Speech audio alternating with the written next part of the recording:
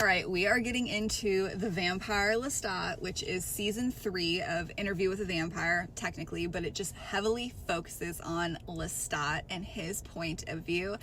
And I'm so freaking excited. I watched season 1 and 2 both twice because it's literally one of my favorite shows.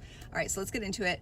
This is going to be a spoiler-free rundown of the first 4 episodes. So this season shifts the focus onto Lestat and gives the show a totally different energy. Instead of just hearing about him through other people's point of view and stories, we're now seeing Lestat step into the spotlight himself. Dramatic, emotional, messy, glamorous, sexy, and very much convinced that he is the main event, the main course, if you will. The whole vibe is like a gothic vampire drama mixed with rockstar chaos. So it all starts off with episode 1.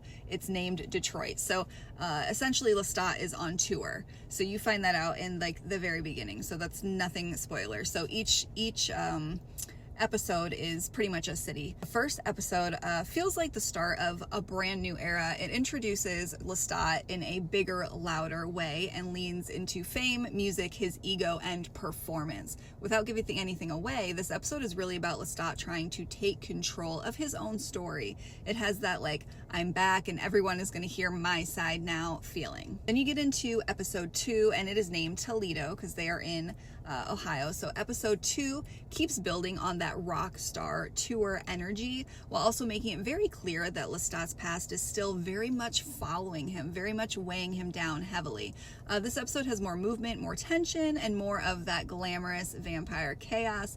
And the music is incredible. It really is like beautifully written throughout this whole show, all the way up until so far episode 4.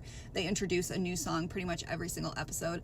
It feels like the show is starting to open the door to bigger emotional baggage and bigger supernatural problems. So that was episode 2. Then you go on to episode 3, which is called Toronto. Episode 3 gets deeper and more emotional. This one feels like less just of a performance and more like the cracks are starting to actually show on Lestat. It digs more into his memory, his trauma, the guilt, and the cost of trying to rewrite his own story. He has to talk about his childhood and what it was like before he was a vampire. So the style is also very bold and theatrical, which how could anything be less theatrical with Lestat? It just fits him so perfectly because nothing about him is ever simple or quiet. Then we get into episode 4. It actually has not aired yet. It's going to be coming out this Sunday. It's called The Devil's Road.